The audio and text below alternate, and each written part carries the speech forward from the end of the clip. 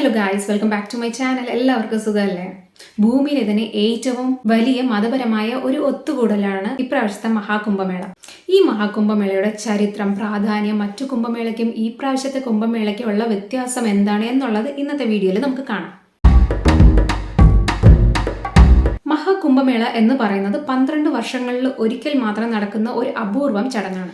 ഇത് പ്രയാഗ്രാജ്, ഹരിദ്വാർ, നാശിക്, ഉജ്ജയിൻ എന്നീ സ്ഥലങ്ങളിൽ ഇതിൽ ഏതെങ്കിലും ഒരു സ്ഥലത്തിൽ നടക്കുന്ന ഒരു പ്രത്യേകതരം പരിപാടിയാണ്. ഈ സൂര്യൻ, ചന്ദ്രൻ, വ്യാഴം എന്നീ ഈ ഗ്രഹങ്ങളുടെ പ്രത്യേകതരം ഒരു പൊസിഷനിങ് അനുസരിച്ചായിരിക്കും മഹാകുംഭമേള ആഘോഷിക്കുന്നത്. എന്നാൽ ഇപ്രാവശ്യത്തെ മഹാകുംഭമേള 144 വർഷങ്ങളിൽ ഒരിക്കൽ വരുന്ന ഒരു അപൂർവമായ ഒരു സംഭവമാണ്. ഇത് സൂര്യൻ, ചന്ദ്രൻ, വ്യാഴം, ശനി എന്നീ ഗ്രഹങ്ങളുടെ ഒരു പൊസിഷനിങ് ഒക്കെ അലൈൻമെന്റ് ഒക്കെ നോക്കിയിട്ടാണ് ഈ മഹാകുംഭമേള ആഘോഷിക്കുന്നത്. ഈ ഗ്രഹങ്ങളുടെ യുണീക് പൊസിഷനിങ് അനുസരിച്ചിട്ട് നമ്മുടെ ഭൂമിയിൽ ഒരു പ്രത്യേക പൊസിഷൻ, അതായത് ഇപ്പൊ ഈ 4 സ്ഥലങ്ങളിൽ ഒരു സ്ഥലത്തായിരിക്കും അതിന്റെ എനർജി ഓടുന്നത്. സോ അതുകൊണ്ടാണ് ഇപ്രാവശ്യം പ്രയാഗ്രാജിൽ ഇത് ആഘോഷിക്കുന്നത്. പാപങ്ങളിൽ നിന്ന് മുക്തി നേടാനും മോക്ഷം കിട്ടാനും ഈ 4 സ്ഥലങ്ങളിൽ ഏതെങ്കിലും ഒരു സ്ഥലത്ത് ഈ ത്രിവേണി സംഗമം ഉണ്ടാകും. അതായത് 3 നദികളുടെ സംഗമം. ഇപ്പൊ പ്രയാഗ്രാജ് എടുത്ത് നോക്കുമ്പോൾ ഗംഗ, യമുന, സരസ്വതി, ഈ നദികളുടെ സംഗമമാണ് അവിടെ. അപ്പൊ ആ നദികളിലാണ് ഇവര് ഷഹിസ്നാൻ ചെയ്യുന്നത്. ഇങ്ങനെ ചെയ്യുമ്പോൾ നമ്മുടെ പല ജന്മങ്ങളിൽ ഉണ്ടായിരുന്ന പാപങ്ങൾ നശിച്ചു പോകുന്നു എന്നാണ് വിശ്വാസം. അപ്പൊ ഈ പരിപാടിയിൽ പ്രധാനമായും സന്യാസികൾ, നാഗസാധു, സാധുക്കൾ ഇവരെയൊക്കെ നമുക്ക് കാണാൻ പറ്റും. അതുമാത്രമല്ല, ജീവിതത്തിന്റെ എല്ലാ തുറകളിൽ നിന്നുള്ള തീർത്ഥാടനക്കാരെയും നമുക്ക് ഇവിടെ കാണാൻ പറ്റും. മകരസംക്രാന്തിയായ ജനുവരി 14-നാണ് ഈ മഹാകുംഭമേള തുടങ്ങിയത്. ഇത് മഹാശിവരാത്രിയായ ഫെബ്രുവരി 26-നാണ് അവസാനിക്കുന്നത്. അപ്പൊ ഈ കുംഭമേളയിൽ ഷഹിസ്നാൻ എന്ന് പറയുന്ന ഒരു പവിത്രമായ ഒരു ചടങ്ങാണ് പല ദിവസങ്ങളിലായിട്ട് നടക്കുന്നത്. അത് മാത്രമല്ല, യോഗ, പിന്നെ കൾച്ചറൽ ഡാൻസ് എന്ന് പല പരിപാടികളും ഈ സമയങ്ങളിൽ നടക്കും. മകരസംക്രാന്തിക്ക് ആദ്യത്തെ സ്നാനം ജനുവരി 14-ന് നടക്കുന്നു. മൗനി അമാവാസയായ ജനുവരി 29-നാണ് രണ്ടാമത്തെ സ്നാനം. ഫെബ്രുവരി 3-ന് ബസന്ത് പഞ്ചമിക്കാണ് മൂന്നാമത്തെ സ്നാനം. അതുമാത്രമല്ല, ജനുവരി 13-ന് പൗഷ് പൂർണിമ, ഫെബ്രുവരി 4 അച്ല സപ്തമി, ഫെബ്രുവരി 12 മഗി പൂർണിമ, പിന്നെ അവസാനത്തെ ഷഹിസ്നാന മഹാശിവരാത്രിക്കാണ് നടക്കുന്നത്, അതായത് ഫെബ്രുവരി 26-ന്.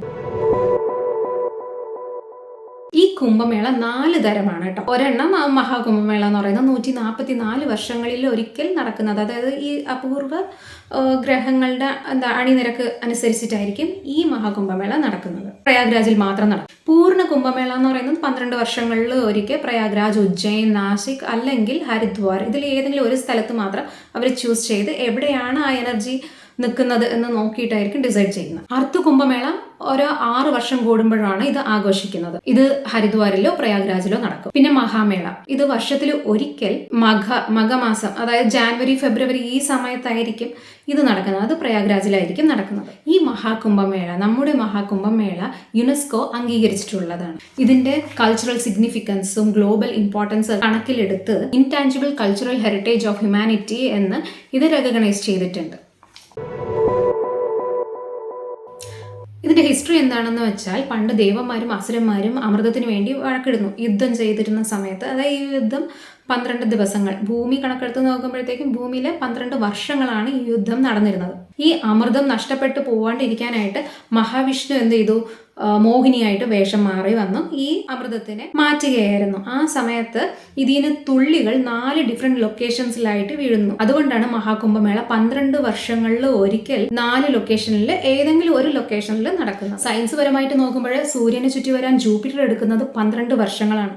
വ്യാഴം ഇടവരാശിയിലും സൂര്യനും ചന്ദ്രനും മകരരാശിയിലും ആയിരിക്കുമ്പോഴാണ് പ്രയാഗ്രാജിൽ ഈ മഹാമേള നടക്കുന്നത്. ഇന്ത്യൻസ് മാത്രമല്ല, ഇന്റർനാഷണൽ വിസിറ്റേഴ്സ്, അതായത് ഇന്റർനാഷണലി പലതരത്തിലുള്ള ആൾക്കാരും പല വ്യത്യസ്ത മേഖലകളിലുള്ളവരും വ്യത്യസ്ത മത ആചാരങ്ങളുള്ളവർ പോലും ഈ മഹാകുംഭമേളയിൽ പങ്കെടുക്കാറുണ്ട്. ഈ മഹാകുംഭമേള മതപരമായി മാത്രം ഒരു പ്രയോജനമുള്ള കാര്യമെന്ന് ചോദിച്ചാൽ അല്ല. ഇത് ലോക്കൽ എക്കോണമീനെ ബൂസ്റ്റ് ചെയ്യുന്നുണ്ട്. ലോക്കൽ എക്കോണമി മെച്ചപ്പെടുത്താനും പല മേഖലകളിൽ ജോലി സാധ്യത കൂട്ടുന്നും ഉണ്ട്.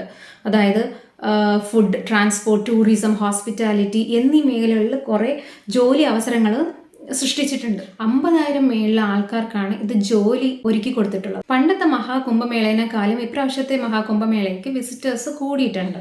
സോ അവർക്ക് വേണ്ടിയിട്ടുള്ള സൗകര്യങ്ങളും ഇപ്രാവശ്യം മാനേജ്മെന്റ് ഒരുക്കിയിട്ടുണ്ട്. ഒരു ടെമ്പററി സിറ്റി തന്നെ അവർ നിർമ്മിച്ചിട്ടുണ്ട്. ആശുപത്രികൾ, ശുചിത്വ സൗകര്യങ്ങൾ, help desk, AI camera, drones എന്നീ പല സൗകര്യങ്ങളും അവിടെ അവൈലബിൾ ആണ്. ഇപ്പോൾ ഈ മഹാകുംഭമേള എന്ന് പറയുന്ന ദശലക്ഷക്കണക്കിന് ആൾക്കാരുടെ കമ്മിറ്റ്മെന്റ്, ഭക്തി എന്നിവയെ തെളിയിക്കുന്ന ഒരു സ്പെഷ്യൽ ഈവന്റ് ആണ്. ഇത് ആത്മീയത, ഐക്യം, സംസ്കാരം എന്നിവയുടെ ഒരു ആഘോഷമാണ്. ഇപ്രാവശ്യത്തെ മഹാകുംഭമേള ഒരു മറക്കാനാവാത്ത ഒരു അപൂർവമായ ഒരു അനുഭവമായിരിക്കും. അപ്പോൾ കൂടുതൽ ഇതുപോലത്തെ ഇൻട്രസ്റ്റിംഗ് ആയിട്ടുള്ള കണ്ടന്റും ഇൻഫർമേഷനും കിട്ടാൻ എൻ്റെ ചാനൽ സബ്സ്ക്രൈബ് ചെയ്യാൻ മറക്കല്ലേ. ഈ വീഡിയോ ഇഷ്ടപ്പെട്ട like and share. Thanks for watching.